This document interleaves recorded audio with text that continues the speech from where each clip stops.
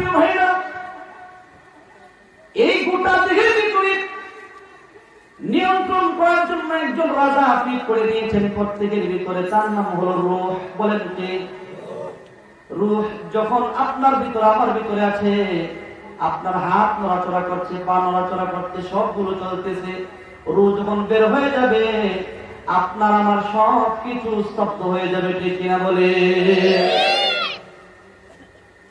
আমার কলিজার টুকরো ভাই,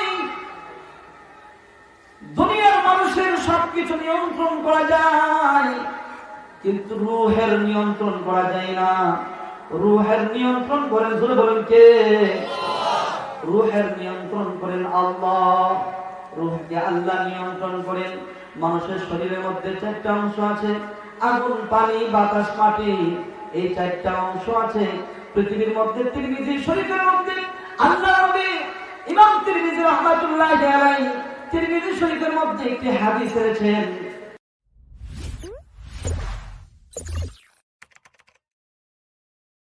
আল্লাহ পাকের দরবারে শুকরিয়া আদায় লক্ষ্যে জবান খুলে মন থেকে, দিল থেকে, হৃদয় থেকে সবাই মহব্বতের সাথে জোরে সোরে আওয়াজ করে বলে আলহামদুলিল্লাহ।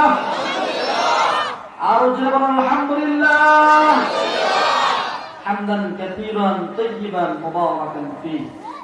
এখানে আল্লাহ তাআলা আমাদেরকে জবান দিয়েছেন কথা বলার জন্য। এই জবানের মধ্যে 3000 উপর টেস্টের মেশিন আল্লাহ তাআলা ফিট করে দিয়েছেন। সুবহানাল্লাহ। আমরা যে শুনতেছি, এই কানের মধ্যে আল্লাহ তাআলা 1 লাখ করে টেলিফোনের তার আল্লাহ তাআলা ফিট করে দিয়েছেন। সুবহানাল্লাহ। আমরা যে চোখ দিয়ে দেখতেছি, দুনিয়ার রং বেরং, লাল নীল পৃথিবীর চাকচিক্য দেখতেছি, এই চোখের মধ্যে আল্লাহ তাআলা 13 কোটি বাল্ব ফিট করে দিয়েছেন। সুবহানাল্লাহ। শুধু তাই নয়, আপনি যদি একটু চিন্তা করেন, এত সুন্দর ফেস, এত সুন্দর চেহারা, রব্বুল আলামিন ইজ্জত ও জালাল আদম আলাইহিস সালাতু সালাম থেকে শুরু করে কিয়ামত পর্যন্ত কোন মানুষের চেহারা, একটা মানুষের চেহারা একটা মানুষের চেহারার সাথে বিন্দু পরিমাণ কোনো মিল নেই। এটা কুদরতি কার? জোরে বলেন কার? শুধু তাই নয়, আল্লাহ তাআলা আপনাকে আমাকে কপালের নিচে কতগুলি ভ্রু দিয়েছেন। ভ্রু, এই ভ্রুগুলি থামিয়ে দিলেন কে? এগুলি বাড়ে না, থামিয়ে দিলেন। এই ভ্রুগুলি কি করে দিলেন? থামিয়ে দিলেন। একটু চিন্তা করুন, এই ভ্রুগুলি কি করে দিলেন? থামিয়ে দিলেন। তারপরে এর একটু নিচে চোখের পাপড়ি, পাপড়িগুলি কি করে দিলেন? থামিয়ে দিলেন। তারপরে আমাদের মুখ বাড়িয়ে দিলেন। তারপর আমাদের জিহ্বা, রব্বুল আলামিন আল্লাহ রাব্বুল আলামিন আমাদেরকে থামিয়ে দিলেন। ওই মুখের ভিতরে কতগুলি দাঁত, দাঁতগুলিও থামিয়ে দিলেন। রব্বুল আলামিন দাঁতের নিচে, মুখের নিচে কতগুলো দাড়ি, দাড়িগুলি বাড়িয়ে দিলেন। শুধু তাই নয়, আমাদের হাত পায়ের আঙ্গুলগুলি থামিয়ে দিলেন, নখগুলি বাড়িয়ে দিলেন। আমার প্রিয় ভাই, এই থামানো আর বাড়ানো এই দুনিয়ার সবকিছু রাজা বাদশাদের হুকুম না, আল্লাহর হুকুম। আপনার আমার মাথা থেকে পা পর্যন্ত প্রত্যেকটা বাড়ানো আর থামানো, এই সবগুলি দুনিয়ার কোন প্রেসিডেন্ট, কোন রাজা বাদশার কথা শুনে না। এই কথাগুলি ডাইরেক্টলি শুনেন কার কথায়? শুধু তাই নয়, আপনার হাতের আঙ্গুলের ছাপের মধ্যে আল্লাহ সিকিউরিটি একটি গোপন কোড নাম্বার দিয়ে দিয়েছেন। আপনার হাতের বৃদ্ধাঙ্গুল, শাহাদাত আঙ্গুল, প্রত্যেকটা আঙ্গুলের মধ্যে সিকিউরিটি কোড দিয়ে দিয়েছেন। আদম আলাইহিস সালাম থেকে শুরু করে কিয়ামত পর্যন্ত একটা মানুষের হাতের আঙ্গুলের ছাপ আর একটা মানুষের হাতের আঙ্গুলের ছাপের সাথে মিল নাই। ওয়া ইন তাউদ্দু নি'মাতাল্লাহি লা তুহসুহা। আল্লাহ বলেন, বান্দারে একটা একটা করে যদি গণনা করো, আমি আল্লাহ পাকের নিয়ামত গণনা শেষ হয়ে যাবে। আমি আল্লাহ পাকের নিয়ামত গণনা করে শেষ করতে পারবি না। এই সবগুলি নিয়ামতের মালিক কে? আল্লাহ।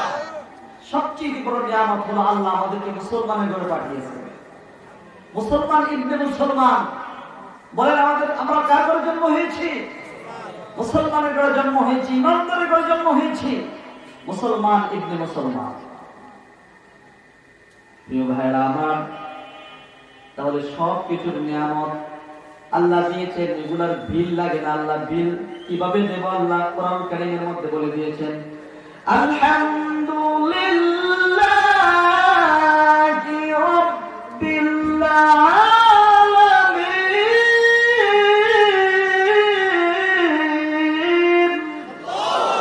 আল্লাহ বলেন, আল্লাহ তুমি যখন নামাজে দাঁড়াইয়া আমি আল্লাহ পাকের প্রশংসা করবে, তোমার যে দুনিয়াতে এতগুলো নিয়ামত দিয়েছি, নিয়ামতের বিলগুলি তোমার পরিশোধ হয়ে যাবে। প্রিয় ভাইরা, এই নিয়ামতের মধ্যে আমরা আরেকটা নিয়ামত হলো মুসলমানের ঘরে জন্ম হইলাম। কিভাবে জন্ম হইলাম? আল্লাহ তাআলা আমাদেরকে দুটি ব্যক্তির মাধ্যমে আমরা দুনিয়াতে জন্ম হয়েছি। ব্যক্তিগণকে মা এবং বলেন মা এবং বাবা। মা এবং বাবার মাধ্যমে দুনিয়াতে আমরা জন্মগ্রহণ করেছি। আমি কুরআনুল কারীমের সূরা বনী ইসরাঈলের 23 এবং 24 নম্বর আয়াতে কারিমায় এই কথাগুলি বলার জন্য আমি যে আলোচ্য বিষয় দিয়েছি যে মাতা পিতার সম্বন্ধে কিছু কথা বলবো ইনশাআল্লাহ। কে কে শুনবেন? আল্লাহ তাআলা আপনাদেরকে ধৈর্য সহকারে শোনার তৌফিক দান করুন। সকলে বলেন আমিন। আব্বা আম্মা আছে কার কার? সবার তো আছে।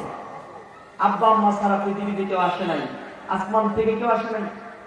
আল্লাহ তাআলা রব্বুল আলামিন ইজ্জত জালাল দুনিয়ার মানুষদেরকে কথাটাই বলতেছেন, ওয়া ক্বাদা রাব্বুকা আল্লা তা'বুদু ইল্লা ইয়্যাহ। আল্লাহ রাব্বুল আলামিন দুনিয়ার মানুষদেরকে বলতেছেন, ও দুনিয়ার মানুষরা শোনো শোনো, এই দুনিয়ার জমিনে একমাত্র কেবলমাত্র শুধুমাত্র উপাসনা চলবে কার? কে বলেছেন? দুনিয়াতে আর কার উপাসনা চলবে? ধরুন আমরা এক আল্লাহর ইবাদত করি। আল্লাহ নিজে নিজের পরিচয় দিয়েছেন, শাহিদাল্লাহু আন্নাহু লা ইলাহা ইল্লাহু। আল্লাহু আকবার বলেন। আল্লাহ নিজে নিজে সাক্ষ্য দিচ্ছেন। আরেক আয়াতের মধ্যে আল্লাহ বলতেছেন, ওয়া ইলাহুকুম ইলাহু ওয়াহিদুন লা ইলাহা ইল্লা হুয়ার রাহমানুর রাহিম।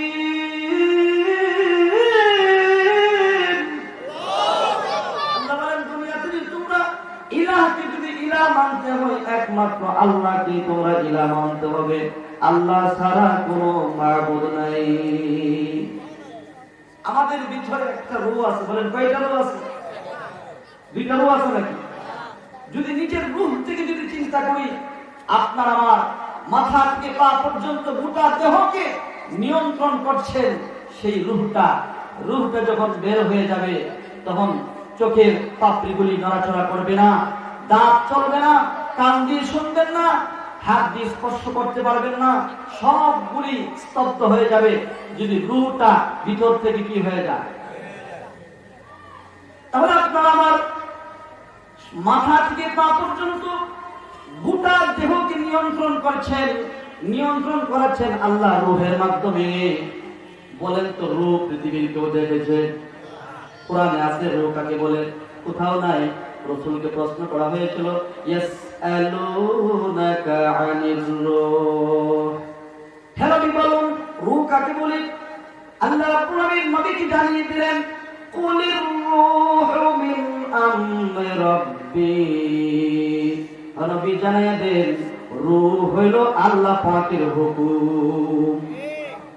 রূহ আমাদের ভিতরে আছে, এতটুকু আমরা বিশ্বাস করি। পৃথিবীতে অনেক মানুষ আছেন স্রষ্টাকে না দেখে বিশ্বাস করবে না, এরকম যুক্তি দেয় কি দেয় না? যুক্তি দেয়। আবার এমন কিছু মানুষ আছেন যে আসছি ল্যাংটা, যাই বলেন তা এই জন্য থাকি ল্যাংটা। জোরে বলেন না। কত ধরনের মানুষদের পৃথিবীতে আছে রে ভাই। আপনারা যখন দেশ সফর করেন, দেশ ভ্রমণ করেন পৃথিবীব্যাপী, কি বলেন? আসছি একা, আসছি আসছি ল্যাংটা, যাইব ল্যাংটা, থাকবো ল্যাংটা। এরকম মানুষ পৃথিবীতে আছে কিনা? না, আছে। আহা, বলেন তো, জীব জানোয়ার, গরু ছাগল এগুলো কোনোদিন পোশাক পরিধান করেছে? কেন? এদের কোনো বিধিবিধান নাই, কিন্তু মানুষের বিধিবিধান আছে। বলেন আমাদের কি আছে? বিধিবিধান আছে। মানুষের বিধিবিধান আছে। মানুষ যেমনি চাইমনি চলতে পারে না, মানুষ আল্লাহর হুকুম মতে, নবীর তরিকা মতে চলতে পারে। আমার প্রিয় ভাইরা, ওই ল্যাংটা বলে, আবার অনেক ভাইয়ার আছে, হুজুর এগুলি করেন না, ভিতরে মাল আছে, মাল আছে। বলেন কি আছে? বলে মাল আছে। আর এখন তো যা আছে তা তো দেখাই যা, কি আছে সব তো দেখাই যায়। প্রিয় ভাই, অশ্লীলতা, উলঙ্গতা ইসলাম সাপোর্ট করে। বলে ইসলাম হচ্ছে সৌন্দর্য। ইসলাম এগুলাতে নোংরামি, অশ্লীলতা এগুলো ইসলাম পছন্দ করে না। আল্লামা ফখরুল তাজুল ইসলাম ব্রাহ্মণবাড়িয়ার যিনি বড় হুজুর ছিলেন, এরকম একটা ল্যাংকারে বলছে তারা নিয়ে আয়। তখন তাকে নিয়ে আসা হলো, তুমি ল্যাংটা থাকো কে? তো আইসি একা যাবো, একা আসছি ল্যাংটা, যাইবো ল্যাংটা, থাকি ল্যাংটা। তখন তাকে বললো বড় তাকে দইরা তার দাঁত দুই আগে ভাঙো। দুনিয়াতে আসার সময় দাঁত আসেনি, তো তার দাঁত গুলি ভাঙলো। যখন তাকে ধরা হলো দাঁত ভাঙার জন্য, সে বললো আমার দাঁত গুলি ভাঙেন না, আমি তো ভিক্ষা পেলে খাই, দাঁত গুলি ভাঙেন না। তো দাঁত তো আসার মতো ছিল না, এই জন্য দাঁত গুলো ভেঙে ফেলা হলো। না হুজুর দাঁত গুলো ভেঙেন না। তখন সে বুঝতে পারলো যে আল্লাহ তাআলা বিধিবিধান মতেই আমাদেরকে চলতে হবে। হ্যাঁ আমার প্রিয় ভাইরা, এই গোটা দেহের ভিতরে নিয়ন্ত্রণ করার জন্য একজন রাজা ফিট করে দিয়েছেন প্রত্যেকের ভিতরে, তার নাম হলো রূহ। বলেন কে? রূহ যখন আপনার ভিতরে, আমার ভিতরে আছে, আপনার হাত নড়াচড়া করছে, পা নড়াচড়া করছে, সবগুলো চলতেছে। রূহ যখন বের হয়ে যাবে, আপনার আমার সব কিছু স্তব্ধ হয়ে যাবে, ঠিক কিনা বলে? আমার কলিজার টুকরো ভাই, দুনিয়ার মানুষের সবকিছু নিয়ন্ত্রণ করা যায়, কিন্তু রূহের নিয়ন্ত্রণ করা যায় না। রূহের নিয়ন্ত্রণ করেন, জোরে বলেন কে? রূহের নিয়ন্ত্রণ করেন আল্লাহ। রূহকে আল্লাহ নিয়ন্ত্রণ করেন। মানুষের শরীরের মধ্যে চারটা অংশ আছে, আগুন, পানি, বাতাস, মাটি, এই চারটা অংশ আছে। পৃথিবীর মধ্যে তিরমিজি শরীফের মধ্যে আল্লাহ নবী ইমাম তিরমিজি রাহমাতুল্লাহি আলাইহি তিরমিজি শরীফের মধ্যে একটি হাদিস এনেছেন। হাদিসটি হলো, আল্লাহ রাসূল সাল্লাল্লাহু আলাইহি সাল্লাম বলেন যে পৃথিবী সৃষ্টি করার পরে পৃথিবীর মাটি নড়াচড়া শুরু করে দিল, ঢলতে লাগলো, খেলতে লাগলো, এভাবে ঢলতে লাগলো, কম্পন শুরু হয়ে গেল। আল্লাহ রাব্বুল আলামিন পৃথিবীর কম্পন বন্ধ করার জন্য রাব্বুল আলামিন পাহাড় স্থাপন করলেন। যখন কি স্থাপন করলেন? পৃথিবীতে বড় বড় পাহাড় আছে কিনা? নাই। পাথরের পাহাড়, বড় বড় বরফের পাহাড়, পৃথিবীতে বড় বড় হীরা মণিমুক্তার পাহাড়, স্বর্ণের পাহাড় আল্লাহ স্থাপন করে দিলেন। পৃথিবীর কম্পন বন্ধ হয়ে গেল, পৃথিবীর ধুলতে যাওয়া, খেলতে যাওয়া বন্ধ হয়ে গেল। ফেরেশতারা আশ্চর্য হয়ে আল্লাহকে জিজ্ঞেস করলেন, প্রভু, হ্যাঁ মালিক মওলাজি, পাহাড়ের এত শক্তি, পাহাড়ের চেয়ে শক্ত কোন জিনিস দুনিয়াতে আছে কিনা? আল্লাহ রাব্বুল আলামিন বলেন, ও ফেরেশতারা শুনো, পাহাড়ের চেয়ে শক্ত জিনিস হলো আমি আল্লাহ সৃষ্টি করেছি লোহা। লোহার মাধ্যমে আঘাত মাত্র একটি কোদাল দিয়ে গোটা পাহাড়কে কেটে কেটে টুকরা টুকরা করা যায়, ঠিক কিনা বলে? ইয়ানহিতুনাল জিবালা বুয়ুতা, দুনিয়ার মানুষ পাহাড়কে কেটে কেটে ঘর বাড়ি বানাইয়া থাকে, ঠিক কিনা বলে? লোহা এত শক্তিশালী, লোহার চেয়ে শক্তিশালী কোন জিনিস আছে কিনা? রব্বুল আলামিন বলেন আছে। লোহার চেয়ে শক্তিশালী হলো আগুন। আগুনের মাধ্যমে লোহাকে মোমের মতো গলিয়ে দেওয়া যায়, যায় কি যায় না? আগুনের মাধ্যমে লোহাকে গলিয়ে দেওয়া যায়। ফেরেশতারা আল্লাহ বুঝলাম আগুনের এত শক্তি, আগুন এত শক্ত, আগুনের চেয়ে পাওয়ারফুল কোন জিনিস আছে কিনা? আল্লাহ রাব্বুল আলামিন বলেন আছে। আগুনের চেয়ে পাওয়ারফুল জিনিস হলো পানি। বলেন পানি আমাদের প্রয়োজন আছে কিনা? নাই। একটা পানির নিয়ামতের কথা আমরা আজকে বলি। পৃথিবীতে যেই জিনিসটার দরকার বেশি বান্দাদের জন্য, ওই জিনিসটা আল্লাহ রাব্বুল আলামিন সহজ করে দিয়েছেন। সহজ করে দিয়েছেন কে? পানি মানুষের প্রয়োজন বেশি, এজন্য পানি অনায়াসে আমরা 1 লিটার পানি 20 টাকা হলে পাই, ফ্রি পাই, নদীর নলকূপের নিচে পাই, যেখানে সেখানে সে আমরা পানি পাই, পানি পান করতে পারি। পানির তো পাওয়ার, পানির তো শক্তি। আল্লাহ রাব্বুল আলামিন বলেন ফেরেশতারা শোনো, পানির চাইতে শক্তিশালী, পানির চাইতে শক্ত হলো আমি আল্লাহ জিনিস বানাইছি। পানির চাইতে শক্তিশালী জিনিস আমি আল্লাহ বানাইছি বাতাসকে। বাতাসের মাধ্যমে বাংলাদেশের বঙ্গোপসাগরের পানিকে উড়াইয়া আমি আল্লাহ 12 সাগরে নিয়ে ফালাই। আমি বাংলাদেশের পানিকে নিয়ে আমেরিকা ফালাই। বাতাসের মাধ্যমে পানিকে এক দেশের পানি অন্য দেশে ফালাই।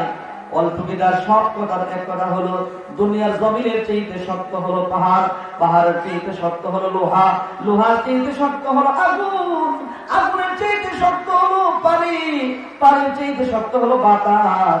ফেরেশতারা কো আল্লাহ, বাতাসের চাইতে শক্তিশালী শক্ত কোন জিনিস বানাইছনি? ও বানাইছি। তো বাতাসের চাইতে শক্তিশালী জিনিস হলো মানুষ। যেই মানুষ তার ডান হাত দিয়া আল্লাহ রাস্তায় খরচ করে। মানুষের দাম আছে কিনা? নাই। সুবহানাল্লাহ, সুবহানাল্লাহ। ও আমার প্রিয় পরিবার ভাই,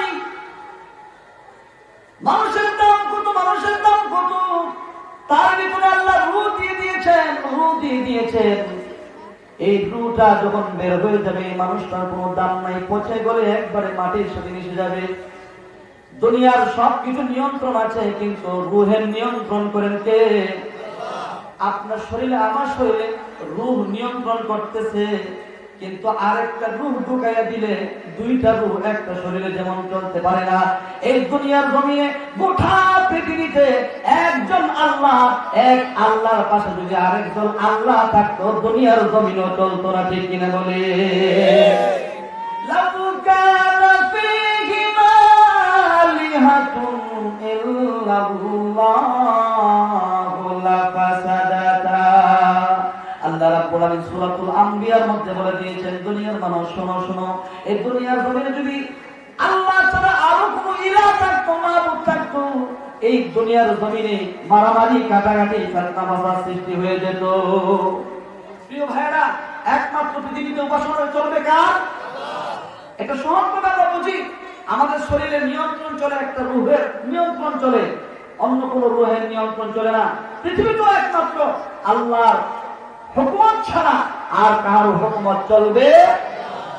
আল্লাহ তাআলা কথাই বলেছেন, ওয়াকাদা রাব্বুকা আল্লা তা'বুদু ইল্লা ইয়্যা। সহজভাবে আমরা বুঝি। হেন দুনিয়ার মানুষদেরকে জানিয়ে দেন, আল্লাহর কুদরতি পার্লামেন্টে আইন পাস করা হয়েছে।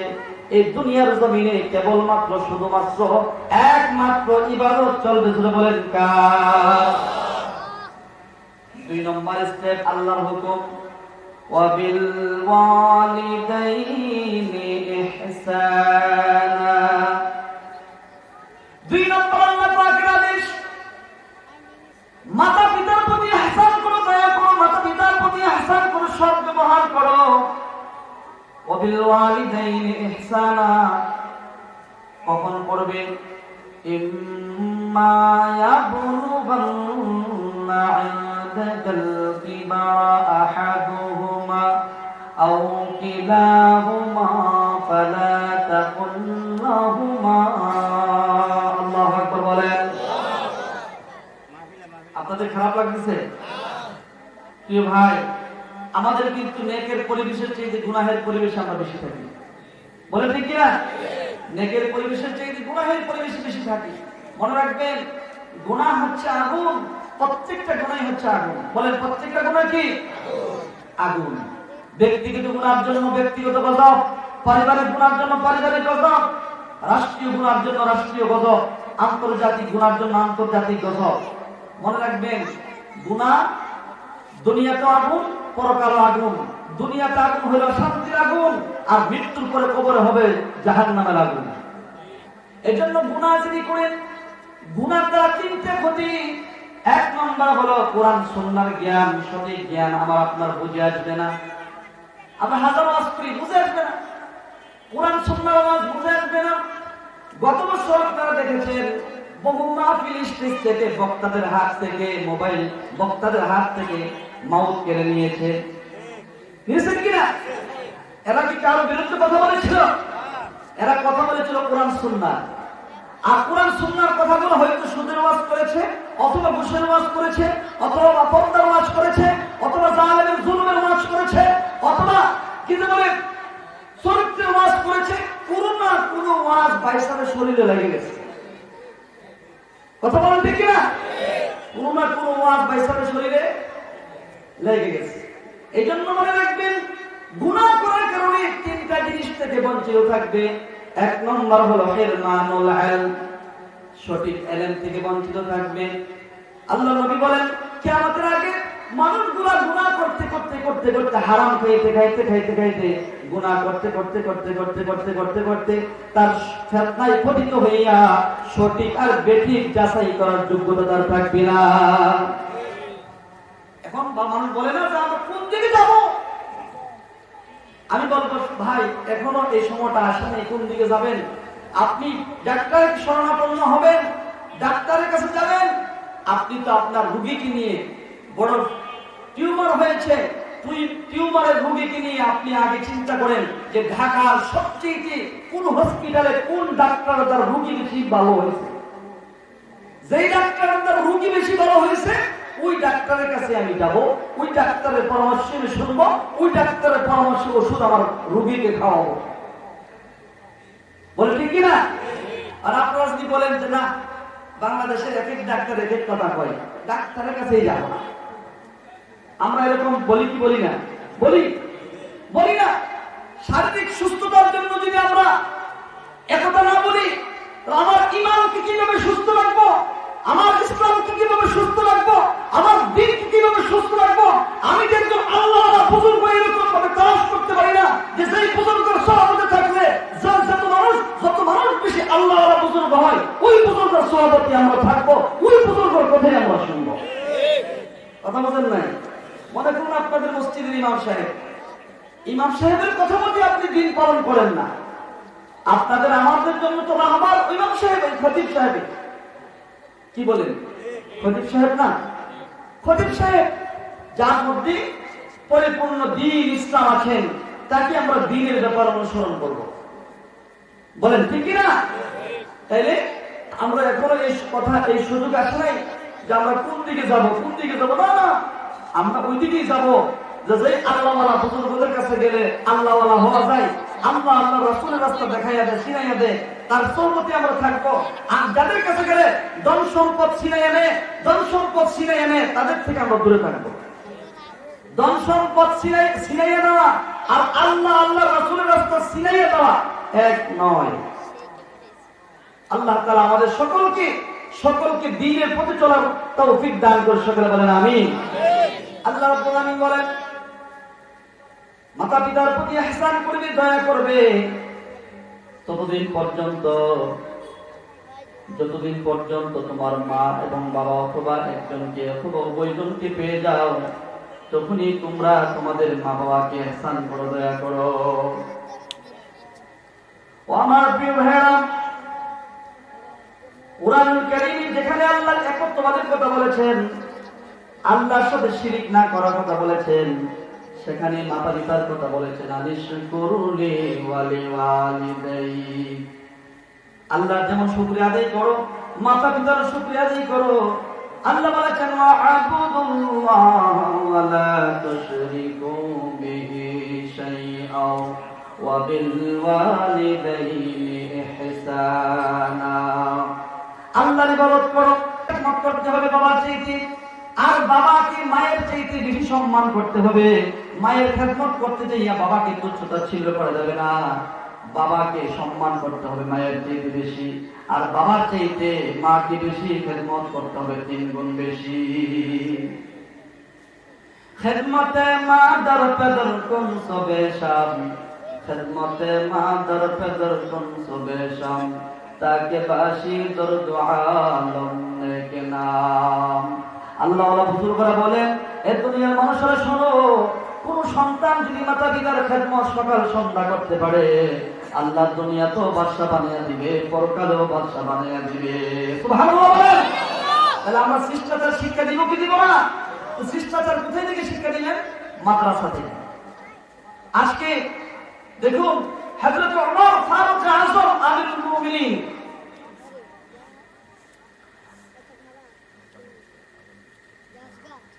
আমিরুল মুমিনিন, ওনার কাছে এক লোক তার সন্তানকে নিয়ে আসলেন, সন্তানের বিরুদ্ধে মামলা দায়ের করলেন। এরকম আছে কিনা বাবা সন্তানের বিরুদ্ধে মামলা করা আছে কিনা? নাই আছে। সন্তান বাবা মার বিরুদ্ধে মামলা করে। আমিরুল মুমিনিন, আমার সন্তান আমার কথা শুনে না। হযরত ফারুক আযম ওমর ফারুক রাদিয়াল্লাহু তাআলা বলেন, শুনো কেন তোমার বাবার কথা শুনো না? ওমর ফারুক বলেন, কেন তোমার বাবার কথা শুনো না? ছেলেটি বলল, আমিরুল মুমিনিন, বুঝলাম বাবা মার প্রতি সন্তানের হক আছে, বাবা মার কোন দায়িত্ব আছে কিনা সন্তানের প্রতি, এই কথাটা বলুন ইসলামে আছে কিনা নাই? আমিরুল মুমিনিন ওমর বললেন, আছে।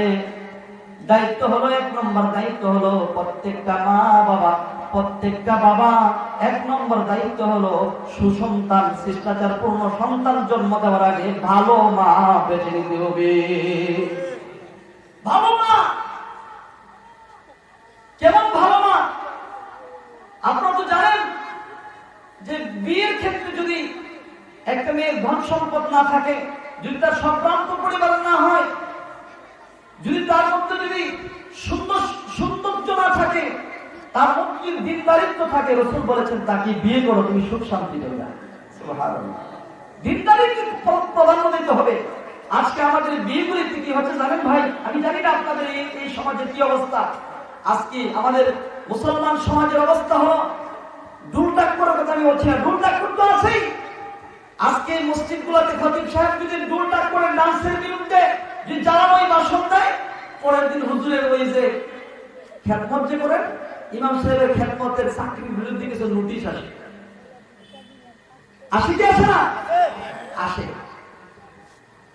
আজকে বিয়ে শাদীর মধ্যে, বিয়ে শাদীর শুরু থেকে সর্বপ্রথম যখন কনের বাড়িতে ছেলের বাড়ির লোকেরা আসে, 10-12 জন দাদা, কাকা, চাচা, মামু, খালা, খালাতো ভাই, বিয়াই, যত ধরনের যত লোক আসে, একটা মেয়েকে দেখে, একটা মেয়ের হাত দেখে, পা দেখে, দাঁত দেখে, চুল দেখে। প্রিয় ভাই, আপনাদের কাছে প্রশ্ন, মেয়েকে বিয়ে করবে কে? বলেন না। মেয়েকে বিবাহ করবে কে? সবাই দেখে কেন? সবার দেখার জন্য কি জায়েজ আছে? এই যে হারাম কাজ শুরু, হারাম কাজ দিয়ে বিয়েটা শুরু করলো। শেষ পর্যন্ত মুরব্বি জিগায়, মায়া তুমি কোরআন শরীফ পড়ছো? কোরআন শরীফ। আমরা কিন্তু ছোট বাচ্চাদেরকে, মেয়েদেরকে বলি, ইমাম সাহেব আমার মেয়েটা যদি কোরআন শরীফ পড়তে না পারে বিয়ে তো দিতে পারবো না। আচ্ছা, কোরআন শরীফ কি শুধু বিয়ের জন্য? কোরআন শরীফ কি শুধু বিয়ের জন্য না। আল্লাহ কোরআন শিখতে হবে, নামাজে দাঁড়িয়ে দেবে, আর আপনি আল্লাহ কোরআন তেলাওয়াত করবেন, সালামের জন্য খতম দিবেন। এই যে একটা অবস্থা শুরু হয়, বিয়ের শুরুতে আমাদের গুনাহ শুরু হয়। তারপর তো আছে যৌতুক। এখন মেয়ে বাড়ি দেখা শেষ, ছেলের বাড়ি দেখতে আসছে। ছেলের বাড়িতে হাত দেখে না, পা দেখে না, চুল দেখে না, মুখ দেখে না, কোনো কিছু দেখে না। এখন শুধু জিগাই, আরে পার্সোনাল শুধু আনাগোনা করে, ছেলের ইনকাম কত আর পার্সোনাল কত, ছেলের ইনকাম কত আর পার্সোনাল কত, জিজ্ঞাসা করে কি করে না? করে।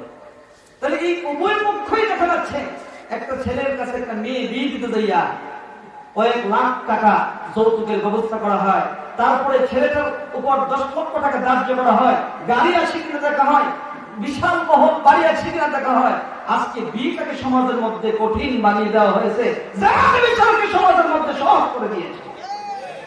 এই জন্য আজকে সমাজের মধ্যে গজবের কারণ যদি এই মাহফিল করে না চলতো, আল্লাহর কসম করে বলি, আল্লাহর কসম করে বলি, গজবে সবকিছু ধ্বংস হয়ে যায়। এই মাদ্রাসা মসজিদগুলি মাহফিলগুলি চলে বিদায়, আল্লাহর কোরআনের তেলাওয়াত চলে বিদায়, শেষ পর্যন্ত ছোট ছোট বাচ্চারা আল্লাহর কোরআন তেলাওয়াত করে প্রত্যেকটা মসজিদে মসজিদে আযানের ধ্বনিতে সারা পৃথিবীতে আলোড়ন সৃষ্টি হয়ে থাকে, সারা বাংলাদেশে আযানের ধ্বনিতে মুখরিত হয়ে থাকে। আল্লাহ তাআলা ওই গুনাহগুলি দুইরা মুইসা আযানের ধ্বনিতে, কোরআনের ধ্বনিতে, কোরআনের আওয়াজে, এই আলোচনার আওয়াজে সব গুনাহকে আল্লাহ ধুয়ে মুছে বাংলাদেশকে পবিত্র করে দেবে। সুবহানাল্লাহ। আজকে সমাজের মধ্যে বিবাহ শাদীকে কঠিন বানিয়ে ফেলা হয়েছে, আর জেনাকে বিচারকে সহজ করে দেওয়া হয়েছে। এই জন্য প্রিয় ভাই, বিবাহকে সহজ করে দিতে হবে। মেয়ে ছেলে পছন্দ করেছে, ছেলে মেয়েকে পছন্দ করেছে, বাস অল্প টাকা কাবিন দিয়ে, অল্প টাকা মহর আদায় করে বিবাহটা সুন্দর করে অল্প করেছে। রাসূল বলেছেন যে বিয়ের মধ্যে যত কম টাকা খরচ হবে ততই বরকত হবে, আর যত বেশি টাকা অপচয় হবে, যত গুনার কাজ বেশি হবে, ততই ব্যক্তিগত অশান্তি হবে, পারিবারিক অশান্তি হবে, সামাজিক অশান্তি হবে, রাষ্ট্রীয় অশান্তি হবে। তাই এই অশান্তি থেকে বাঁচতে হলে আমাদেরকে দ্বীনি পরিবেশে চলতে হবে, ঠিক কিনা বলেন? এগুলি শিখবেন কোথায়? এগুলি শিখতে হবে আমাদের মাদ্রাসা।